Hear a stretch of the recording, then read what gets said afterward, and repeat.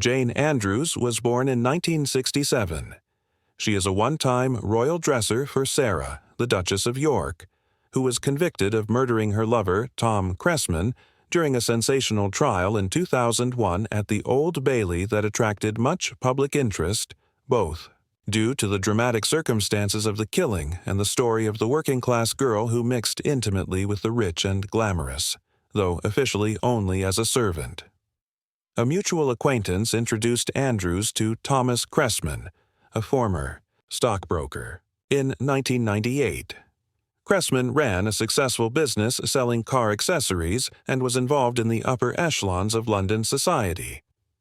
Andrews was born in Cleethorpes, North Lincolnshire, the youngest of 3 children. Her father was a joiner and her mother was a social worker. As a child, Andrews was promising and intelligent, excelling in grammar school. However, due to the family's debt, they moved to a small townhouse in the nearby seaport town of Grimsby. Throughout her teenage years, Andrews struggled with various psychological problems, including depression, panic attacks, and an eating disorder. At the age of 15, she attempted suicide by overdose after her mother discovered her truancy. 2 years later, at age 17, she became pregnant and had an abortion, which she claimed to be a traumatizing experience. Since childhood, Andrews aspired to leave her blue-collar roots behind. She enrolled in a fashion course at the Grimsby College of Art and afterward took a job designing children's clothes at Marks & Spencer. However, at age 21, she answered an anonymous ad in the Lady magazine for a personal dresser. 6 months later, she interviewed with Sarah, Duchess of York, and began working for her at Buckingham Palace 4 days later. Despite a modest salary of only €18,000, Andrews lived a newfound opulent lifestyle, and she could purchase a new flat in Battersea Park. It is alleged that Andrews stole approximately €250,000 worth of jewels from the Duchess's suitcases in 1995, although these allegations were never proven.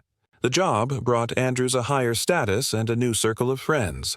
She was reportedly involved with several men she met through work.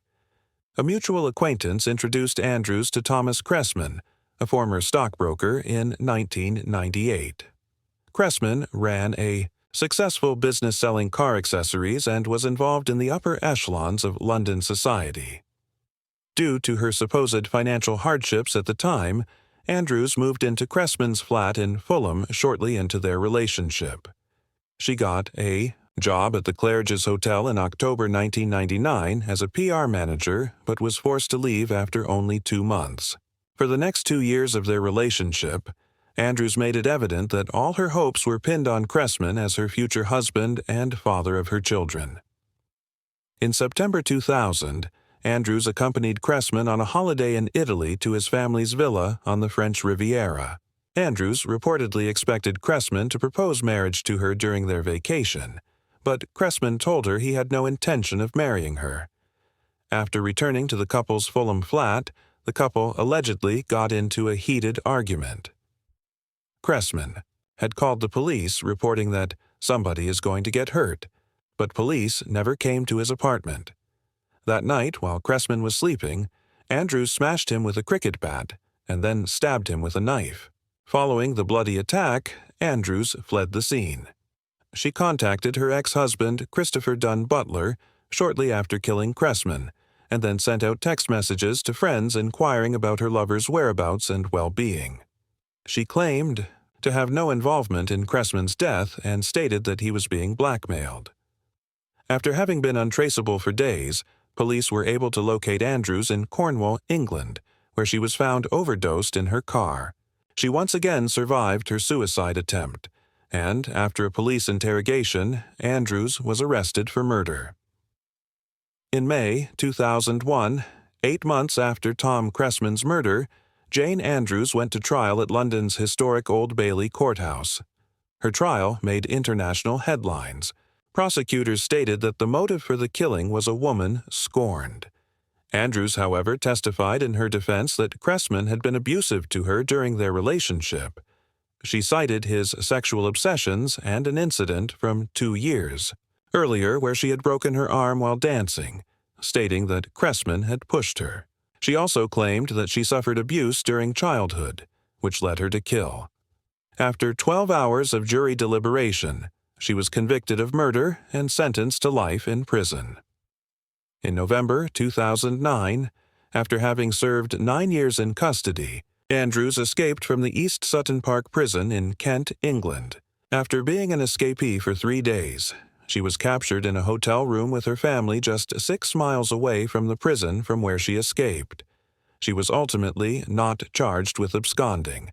She is still eligible for early release in 2012. What will undoubtedly come as a great relief to Sarah, Duchess of York, her former dresser, JaneAndrews, has been refused parole. For the time being, she's staying behind bars, says Rick Cressman, whose brother Thomas was stabbed to death by Andrews at the house they shared in Fulham, West London, after being clubbed unconscious with a cricket bat. Mandrake disclosed in March that Andrews, a close friend and employee of Fergie for 9 years, would appear before the parole board at Send Prison, near Guildford in Surrey. A source at the parole board said Andrews could have been released back into the community this month if her parole hearing was successful. Rick says, as a family, we're relatively relieved to hear that she's not being hurried out, bearing in mind her lack of remorse. His sister, Kathy, spoke to the parole board members to make the family's feelings known. We find it hard to see how social experts can suggest she is rehabilitated when she has shown no remorse, he says. We question her stability of character but are hopeful there is a way for her to find that remorse and, perhaps, eventually rejoin society. As far as I know, she's not being moved to an open prison. Andrews, 43, was sentenced to life in prison for the murder, which took place in 2000. Cressman had refused to marry her. In 2009, she absconded from HMP East Sutton Park. The Crown Prosecution Service said that having considered psychiatric reports on Andrews, she would not face charges for walking out of the open prison. She was returned to custody 2 days later after being found at a hotel a few miles away. A parole board spokesman would not comment on Andrews but said, once a life sentence prisoner's minimum tariff has been served, the only legal question that has to be answered is whether or not the prisoner is a risk to the public. JaneAndrews was the Cleethorpes girl who wanted to be a princess. From humble origins, as the plain daughter of a carpenter and social worker, she would eventually move to the highest social circles in the land. Ultimately, her desire to forge a permanent role in the upper class would destroy everything she cherished. One of 2 children, Andrews was born in the sleepy seaside town of Humberside and later moved to Grimsby with her family. When intelligent and promising Andrews took her A levels at the local grammar school, she was desperate to escape south. She began work designing children's clothes for Marks & Spencer, but spent her spare time flipping through upper-crust women's magazines, dreaming of rubbing shoulders with royalty. At 21, her dreams came true when she became the Duchess of York's dresser after replying to an advert in The Lady magazine. It gave her a marriage in 1989 to Christopher Dunn Butler, who also worked for Sarah Ferguson. 5 years later, she divorced the computer expert, citing pressures of work.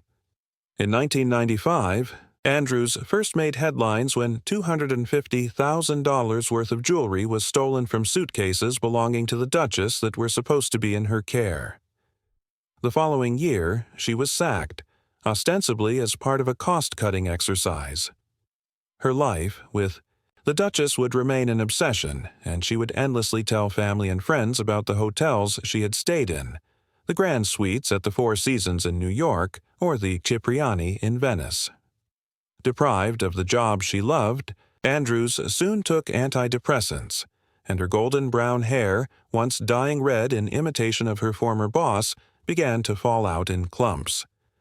The failure revealed that underneath the designer clothes and exclusive makeup, Andrews was an unstable and intensely insecure woman now desperate to escape spinsterhood. She was also seeing a psychotherapist after she made allegations of abuse as a child. On New Year's Eve, 1998, Andrews met the dashing millionaire's son, Tom Cressman, the ultimate eligible bachelor. His parents had made a fortune through the Bristol Street Motors Group, and his father, Harry, was a former director of Aston Villa Football Club. Tom Cressman was becoming a wealthy man in his own right, with a bespoke car cover business and a partnership with former Formula One ace Sir Sterling Moss in a car polish enterprise. The playboy had an image to match his wealth. One of his 8 cars was a classic 1963 Scarlet Alfa Romeo Spider, and he kept a gorgeous 1960 Riva speedboat. His status and group of friends would guarantee Andrews a place at the tables of the rich and famous, which she craved after losing the royal job. Andrews tried to reinvigorate her high-profile career by taking the post of PR manager for London's world-famous Claridge's Hotel in October 1999. Inexperienced Andrews was a flop and forced to leave, after only 2 months to become a shop assistant. Increasingly, she became dependent on her darling Tommy for financial assistance with the mortgage on her apartment in Battersea and her social life. But Mr. Cressman had his problems. After his parents' divorce, the court heard he was extremely close to his mother, Barbara. Although he had other women, the jury heard she was the only woman he felt completely comfortable with. Mr. Cressman also harbored an interest in adventurous sexual fetishes, including bondage, spanking, and anal sex. He could also be cruel.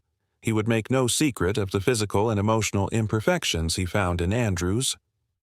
Despite his arrogance, Andrews saw him as her only chance of securing her future happiness in high society and constantly pestered him to commit himself to her above everything else. She was desperate to prove wrong those who said Tommy would never settle down, so she gave him an ultimatum of 6 months to propose to her. Mr. Cressman later confided in a close friend that Andrews was a pair of old slippers I cannot throw away. The months leading up to Mr. Cressman's death were their happiest times together. Andrews fondly remembered how they went to look at houses together in the Cotswolds. She sounded like an excited schoolgirl as she told the Old Bailey jury, "Everybody kept calling us Mr. and Mrs. Cressman." He thought it was hilarious and said, "I like that sound." But friends noticed how the ideal couple swung moodily from apparent devotion to pure spite against each other. The hysterical answer phone message she left for her boyfriend, in which she complained about his lack of affection, also clued to the impending tragedy. "Oh, it's loony bin Janie. You don't give a toss if I'm walking home at 1 a.m., she sobbed. Another glimpse of her instability comes at a dinner party when Andrews makes a crude remark about Tom's fondness for kinky dressing up after drinking too much wine. He later had to apologize to her hosts. Even her reserved ex-husband, Mr. Dunn Butler, the first person she called after the killing, admitted she was melodramatic and liked to go on a bit. When Fragile Andrews discovered Tommy had lied to her about getting married and she found steamy emails to a woman in America on his computer, she saw her plans for the future in ruins. Mr. Cressman had dithered too long, and Andrews suddenly realized he was dangling a carrot in front of me and pulling the strings. An idyllic holiday in Italy and the south of France ended with a blazing row at the airport with Andrews refusing to board the plane. She tearfully calls friends, telling them Tommy has finally told her he will not marry her. They returned home to Malting's house in Bagley's Lane, Fulham.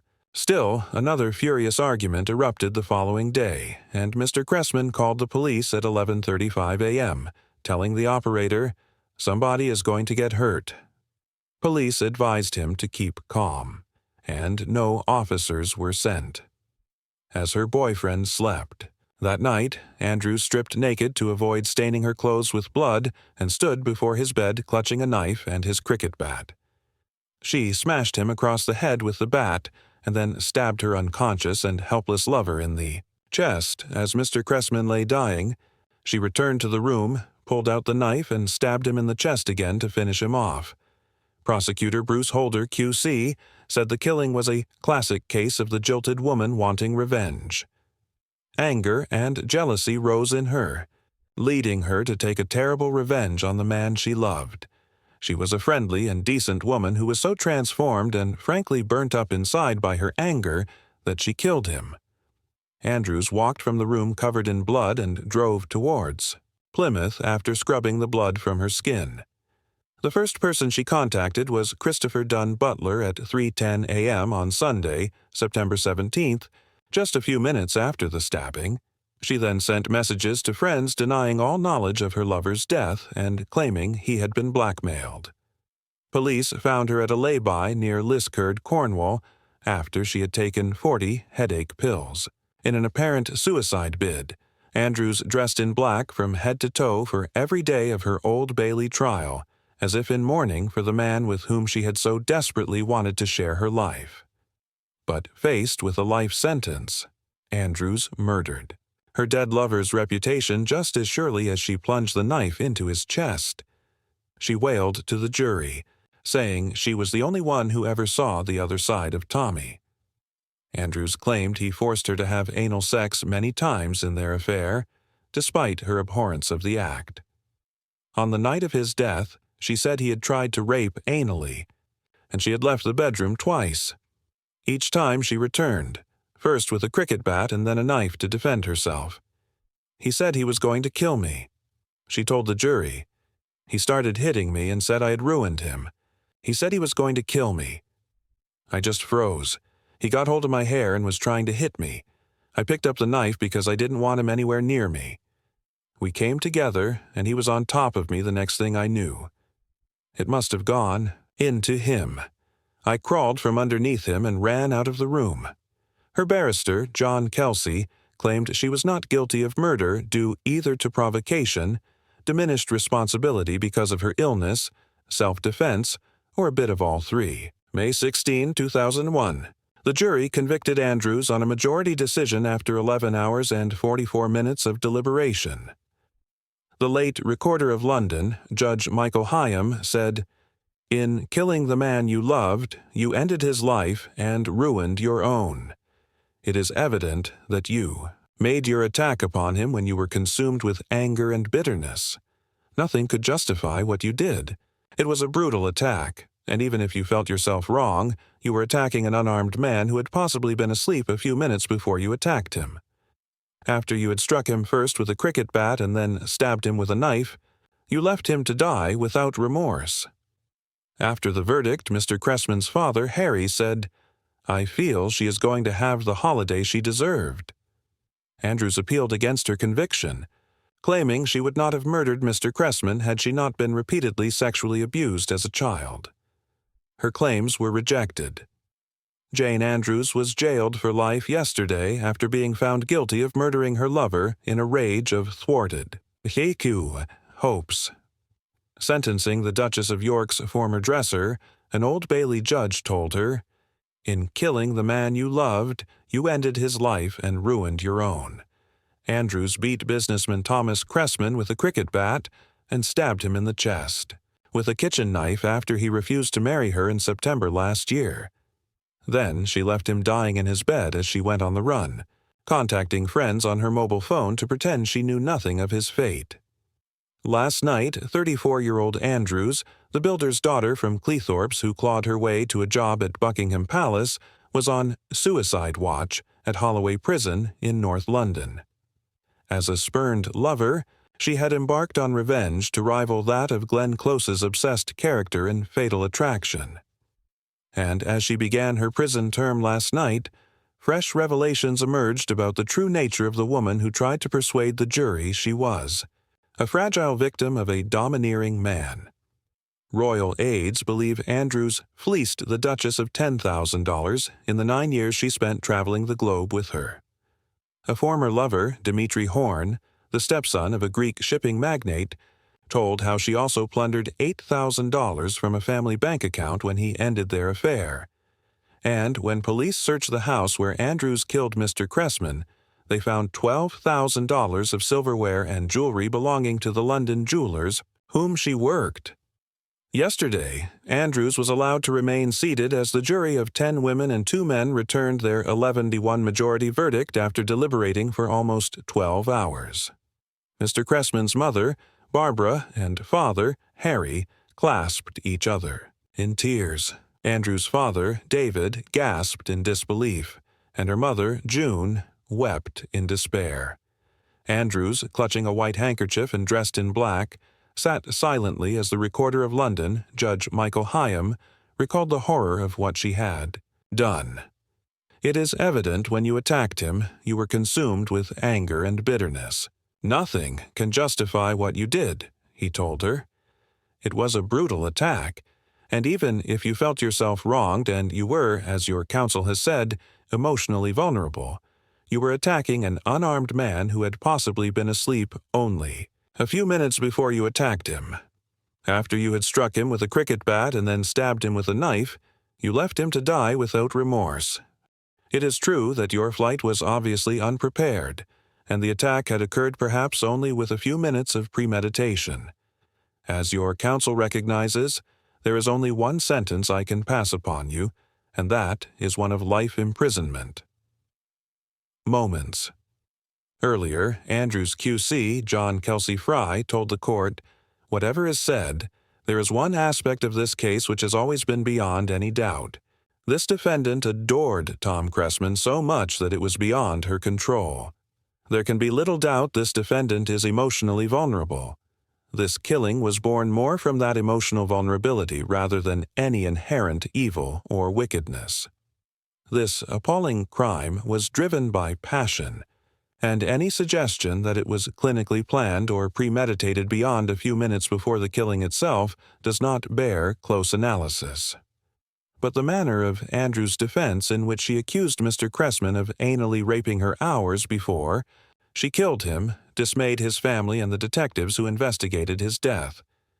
Detective Chief Inspector Jim Dickey, who led the murder inquiry, said, "She murdered him in life, and murdered him again in death by trying to ruin his reputation." In a statement, the Cressman family said, "Although the verdict we have just heard will not bring Tom back, we now have a conclusion. Our faith in British justice has been rewarded. The jury has confirmed the view of the family and the police that this was a case of premeditated murder and that Jane Andrews' lies to cover up her actions were not believed." Speaking later, Mr. Cressman was asked whether he sympathized with Andrews. He replied, "Having lost a son at her hands, how can I have sorrow for her? I feel the holiday she will have is the one she deserves. She tried hard to destroy his reputation, but thank the Lord she didn't do it. At this time, we would like to say we feel sorry for Jane's family, who have effectively lost a daughter."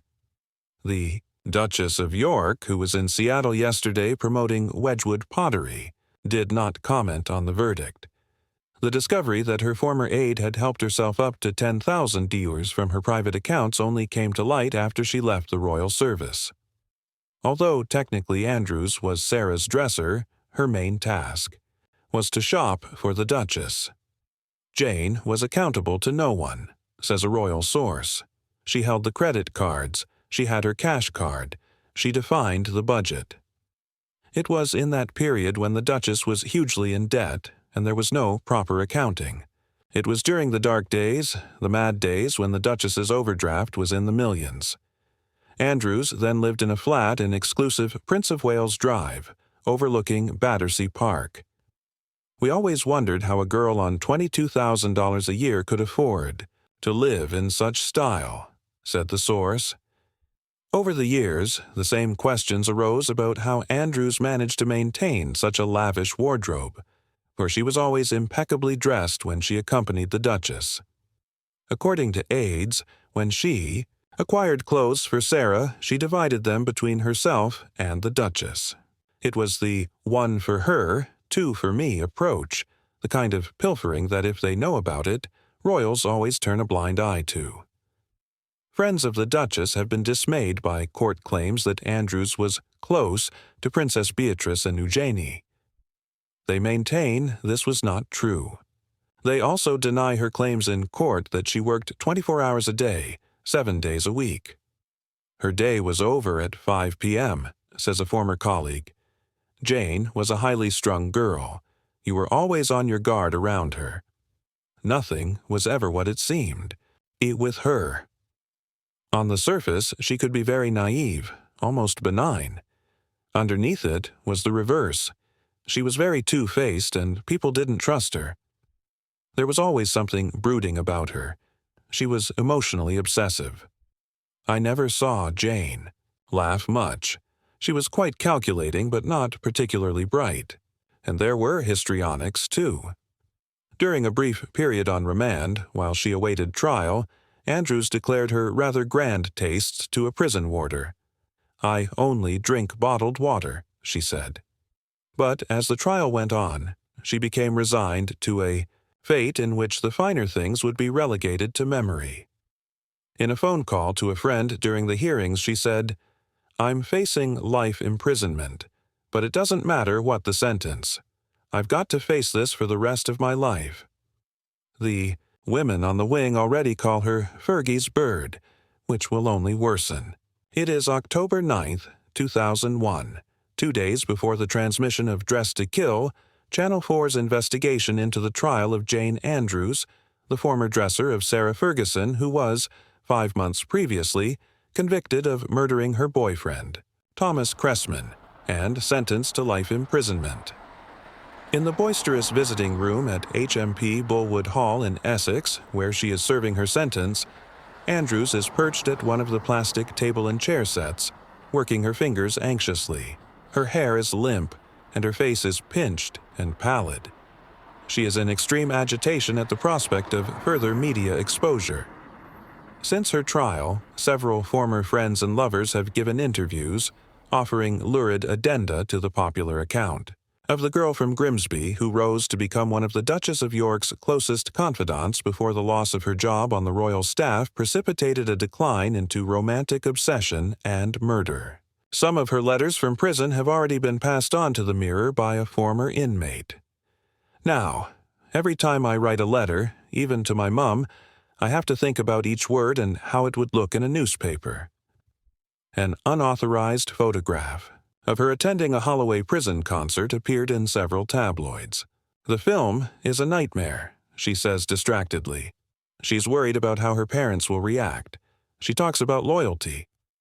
"I could have given you a list of all the people who would talk about me on camera."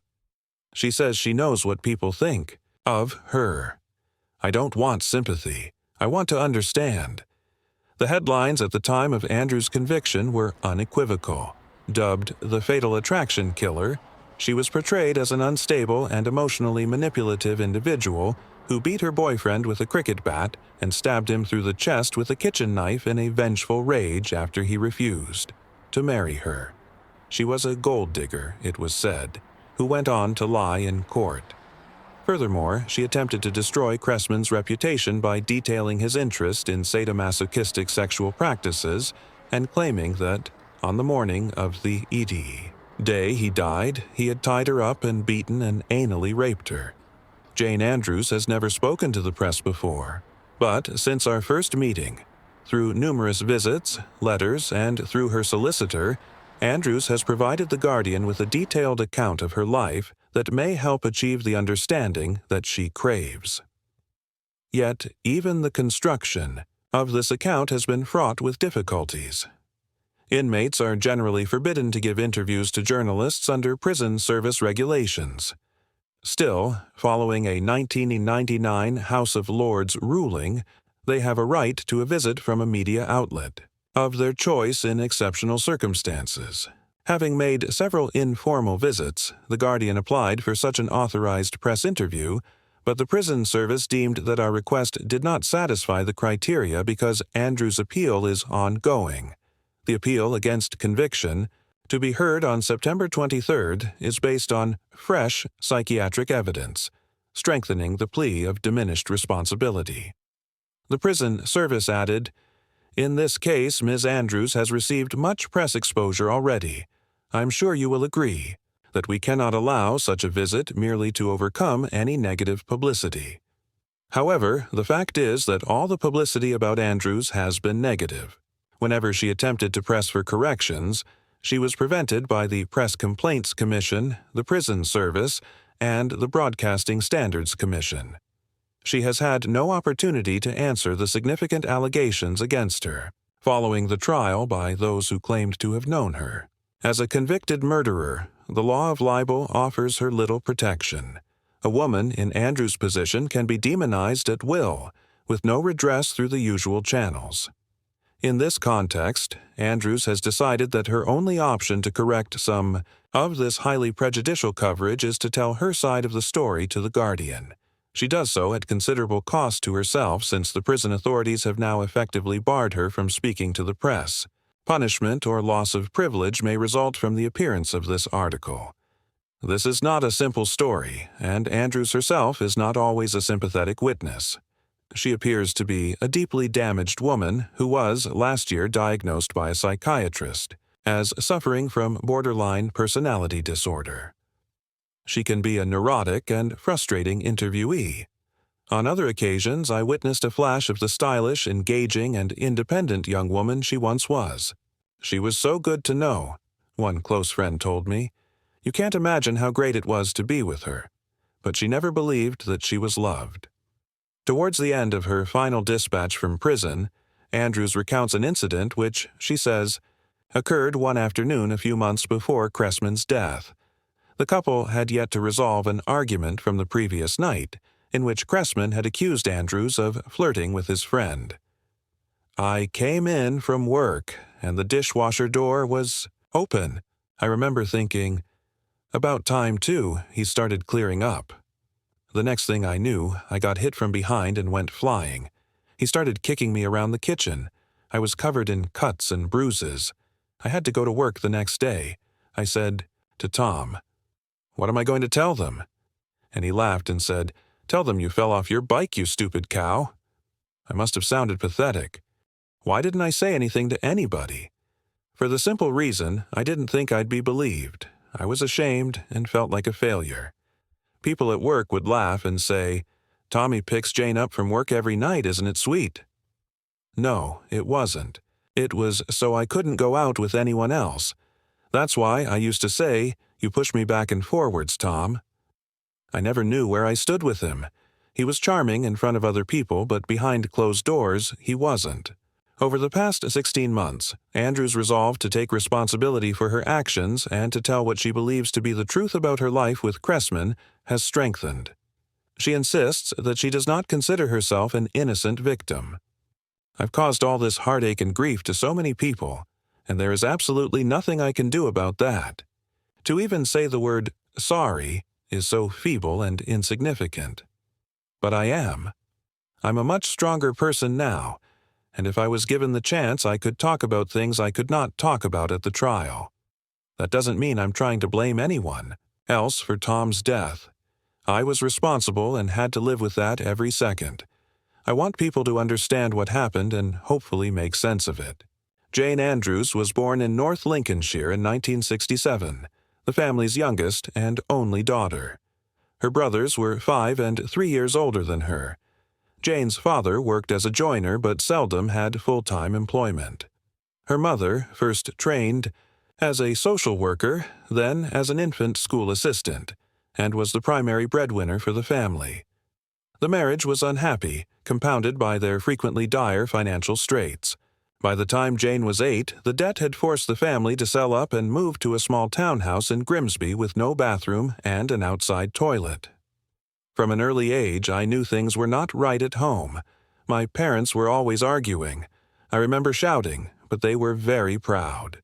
I remember one day, we didn't have enough to buy a loaf of bread, and Mum had us looking down the sides of the settee and in our coats for money to scrape together. I was brought up in an environment of keeping it in the family. Don't let the relatives think we're anything but comfortably off. When she was 15, Andrews took an overdose, consuming the contents of the bathroom cabinet after social services informed her mother that she had been playing truant. Her mother found her collapsed in bed. I was fading in and out of consciousness, but they didn't call for help or take me to the hospital. Keep it in the family, another thing. As a teenager, Andrew's psychological state became prone to severe fluctuation as she struggled with bouts of depression, panic attacks, and a recurrent eating disorder. From the age of 15, when she embarked on her first sexual relationship, Andrews established a pattern that she says has sustained throughout her life. I would sleep with someone, possibly on the first date because I was frightened if I didn't, they would go. I allowed men to do anything they wanted to me. Her chronic fear of abandonment, abysmal self-esteem, and extreme insecurity resulted in a dependence on intimate relationships, several of which she says were characterized by incidents of violence and sexual practices that left her feeling degraded and worthless. Such a pattern is a core feature of borderline personality disorder individuals. Andrews's continual truancy had taken its toll on her schoolwork, and she left with 3 O-levels to study fashion at the local technical college. At 17, she fell pregnant and had an abortion, which traumatized her greatly. Then, at age 21, while working as a sales assistant for Marks & Spencer in Grimsby, she answered an anonymous advert for a personal dresser in the Lady magazine. Out of the blue, 6 months later came a summons for an interview with the Duchess of York. The pair established an immediate rapport, and Andrews was offered the position. She started in July 1988. I was running away from all the horrible things in my past that Grimsby represented. I arrived at King's Cross with a suitcase and $10 in my pocket. I got in a taxi and said, "Side door of Buckingham Palace," and the driver made a joke. One of the housemaids met me and took me up to my room, and there was a little posy of flowers from Fergie and a card that said, "Welcome to the team, the boss." The Duchess was heavily pregnant with her first daughter, Beatrice. Andrews loved the job, though she found it increasingly demanding. During her trial, she was depicted as a devious social climber, in thrall to the glamorous and sophisticated circles she now mixes in. It was suggested that she became besotted with her royal employer, mimicking her dress sense, accent, and hair color. "I was a country bumpkin," she admits. "Suddenly, I was at Balmoral, mixing with the royals and having long chats with Princess Diana. I was 21 years old, and of course, I enjoyed it. If my accent changed, it would only be because people made fun of how I said bath and grass." Fergie was headstrong, but she was good to me. In April 1989, Andrews met Christopher Dunn Butler, an IBM executive 21 years her senior. He proposed within 3 months of meeting her, and they married in August 1990. He was a very happy-go-lucky guy. I so wanted to be loved. Even though I was self-sufficient, I had my car, money, everything. I just craved someone to take care of me. But after a few years, the marriage foundered. There was no physical relationship. We were more like good friends. I had a couple of flings. I'm not proud of it. Then, at a charity function organized by the Duchess, she met Dimitri Horn, a Greek shipping magnate. They fell in love, and Andrews finally left her husband to live in a flat that the Duchess had rented for her. Sarah Ferguson's marriage breakdown strengthened the bond between the two women. Andrews was one of her few remaining servants and took on extra responsibilities. She traveled the world with her and became privy to her affairs and confidants. In the introduction to one of her travel books, the Duchess included a warm thanks to her assistant, whose loyalty and kindness knows no bounds. Meanwhile, Andrews' relationship with Horn had also run into difficulties.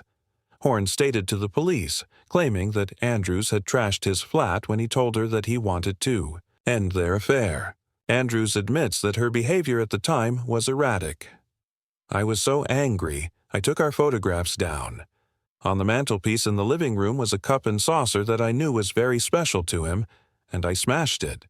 I went through his journal with a black marker pen and blanked out all the references to myself. I picked up his telephone and smashed that as well. I'm ashamed of what I did. I've never done that to anyone else's possessions."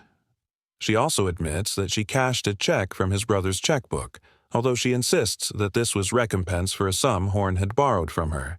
Andrews took another overdose, but again, survived without medical intervention. Her feelings of worthlessness found a new focus when, in November 1997, she was unexpectedly made redundant. There was speculation that she was sacked after an Italian admirer of the Duchess expressed an inappropriate interest in her. However, palace officials insisted there was no truth and that her departure was a cost-cutting exercise. Andrews was devastated and sank into a deep depression, losing a substantial amount of weight. She felt that she had been badly treated by the Duchess, who did not tell her the news in person and who, she alleges, only a few weeks before had told her, "I'll never get rid of you. You're with me for life." She had some difficulties finding other employment, but eventually secured a position in the silver department of the Knightsbridge jeweler Annabel Jones. Andrews was introduced to ThomasCressman by a mutual acquaintance in August 1998. The 39-year-old former stockbroker ran a successful business selling car accessories and mixed in the upper echelons of London society. One of his partners was Sterling Moss, and his American father, Harry, who had built up the biggest chain of Ford dealerships in Europe, was a former director of Aston Villa Football Club. Andrews found Cressman charming and charismatic. He drove her home and insisted on seeing her the following night.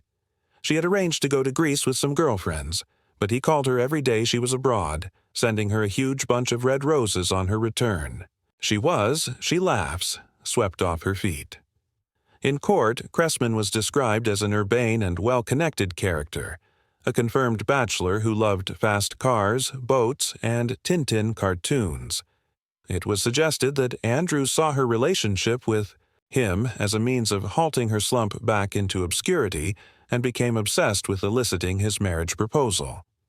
But Andrews contends that the relationship became increasingly volatile, characterized by physical violence and domination and sexual demands, including anal sex, bondage, and role play, that she found abhorrent.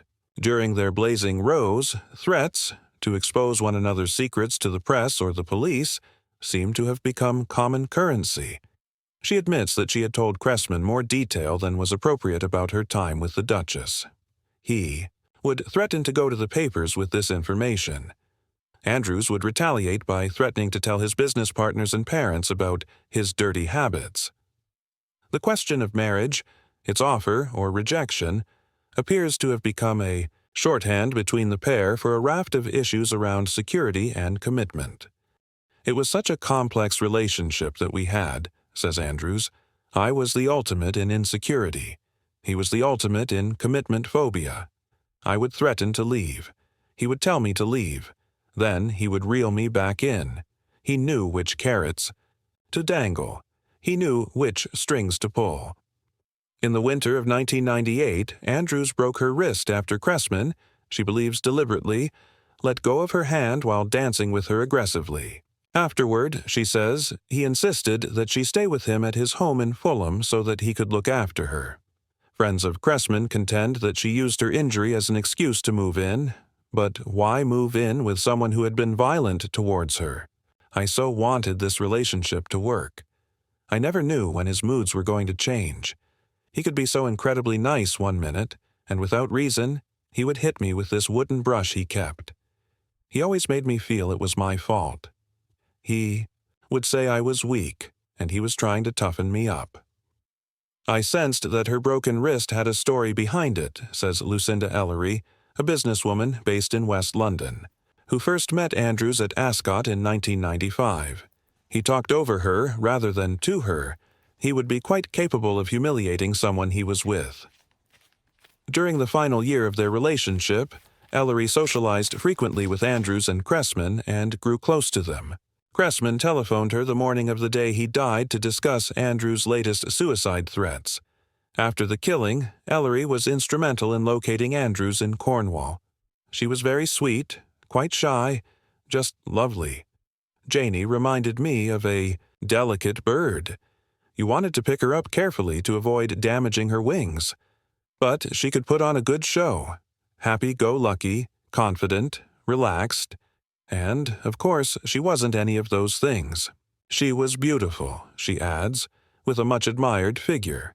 a recollection that jars with the wan, a wasted individual who hunches in the visiting room of Bullwood Hall. The reports that she was a gold digger were rubbish. She could have taken her pick. She had a lot going for her. I think she genuinely fell for Tommy big time, and, unfortunately, her feelings were stronger than his. Ellery liked Cressman, too. I'm sure he was quite spoiled, a willful chap, but absorbing, always with a laugh in his throat about something. He was very charming, very much a little boy.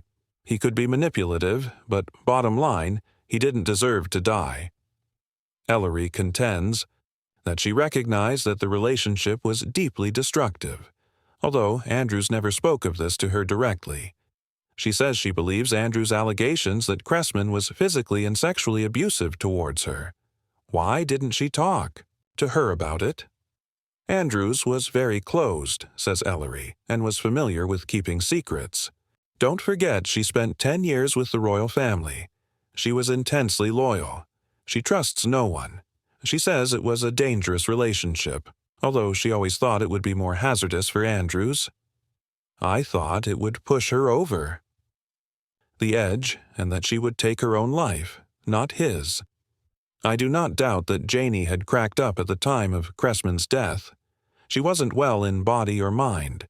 It was an accident waiting to happen, and, unfortunately, those closest to her couldn't see the signs because she did put on such a good show. There must have been a great deal of anger there. Tommy just pushed the buttons. Ellery is not blithe about her friend's actions, but is passionate about her need for rehabilitation. There can never be justice for Tommy.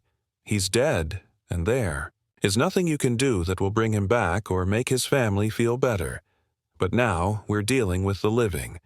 And how do you deal with someone who is so clearly damaged? She needs proper psychiatric help. How do you come to terms with killing anyone, let alone someone who you're crazy about? 2 people were involved in this and were both responsible for what happened. However, for Cressman's parents, Andrews' allegations formed a tissue of lies.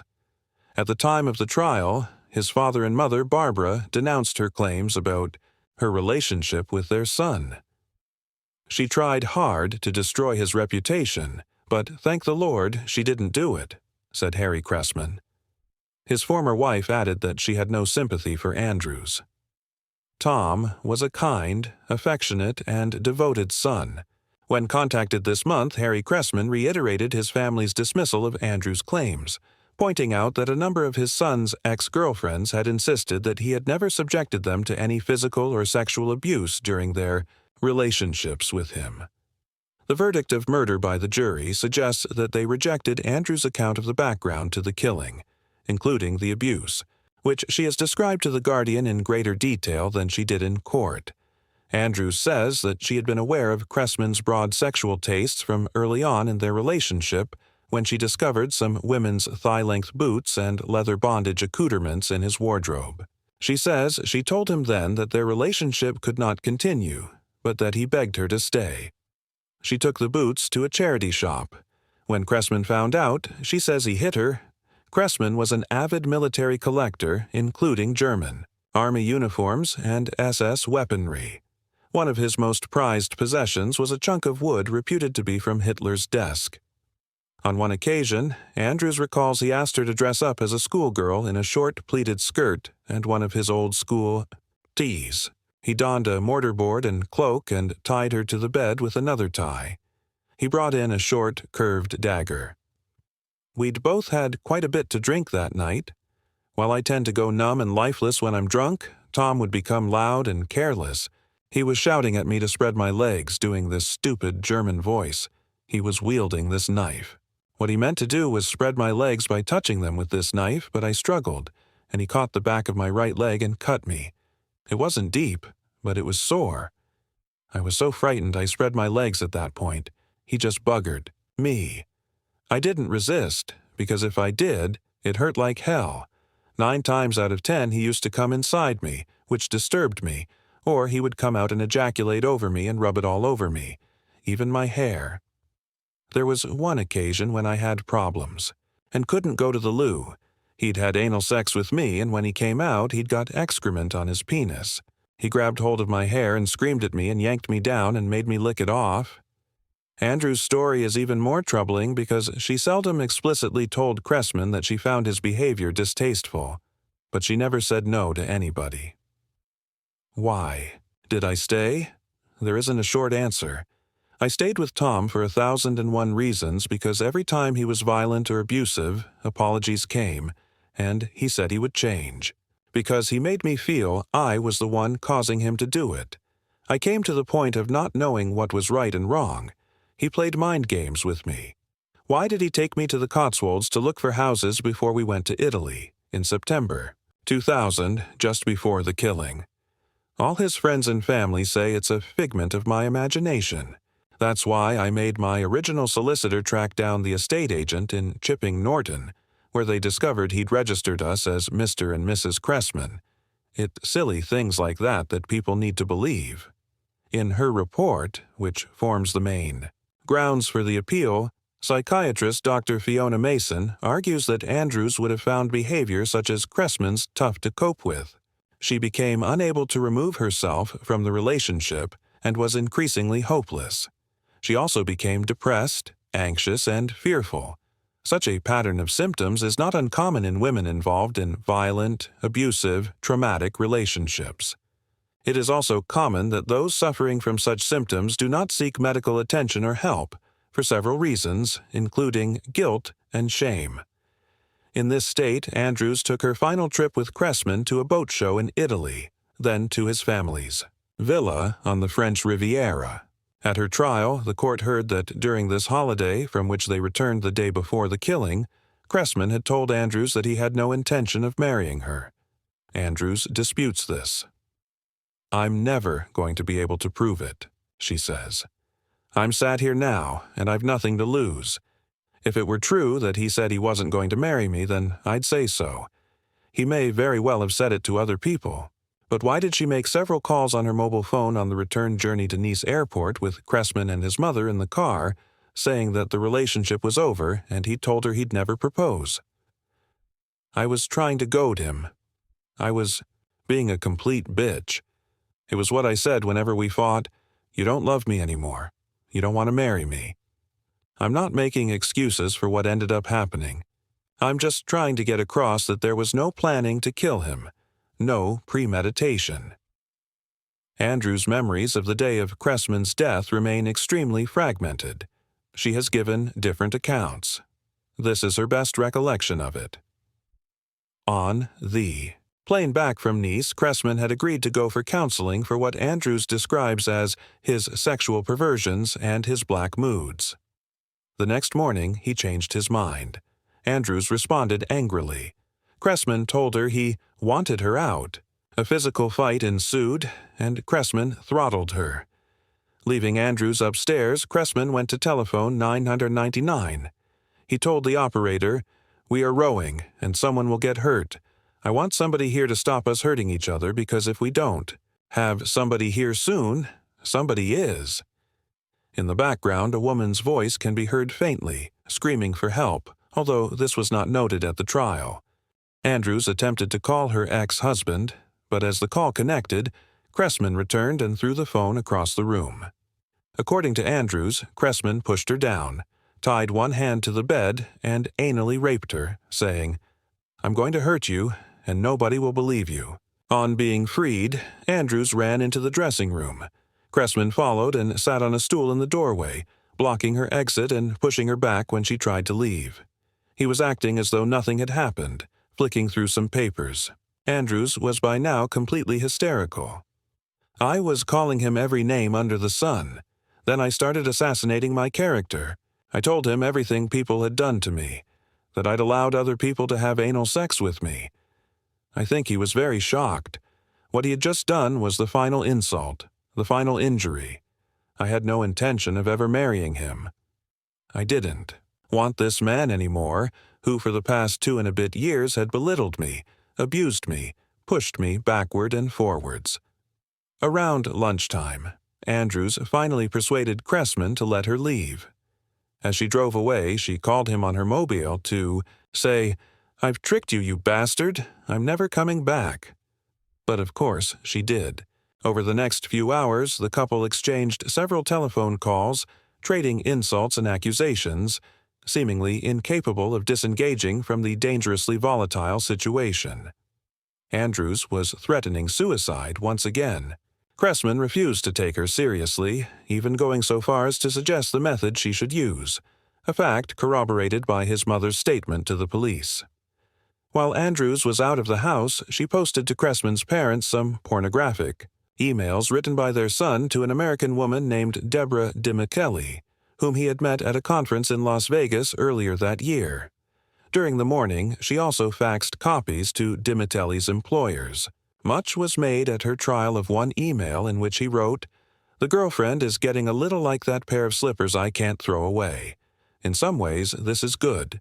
In some, it is bad." Andrews had originally discovered them 6 months earlier, in March. Unbeknown to her until many months after Cressman's death, a ream of other emails had been exchanged between the pair.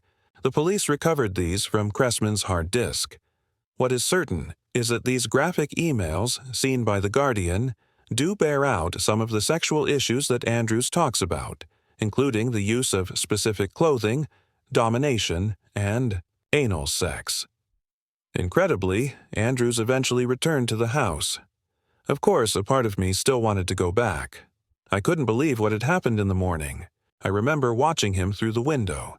He was sitting in an armchair watching television. I was scared, and when he heard me, he leaped up. I thought he would be angry, but instead, he threw his arms around me and said, "Welcome home." It was all mind games.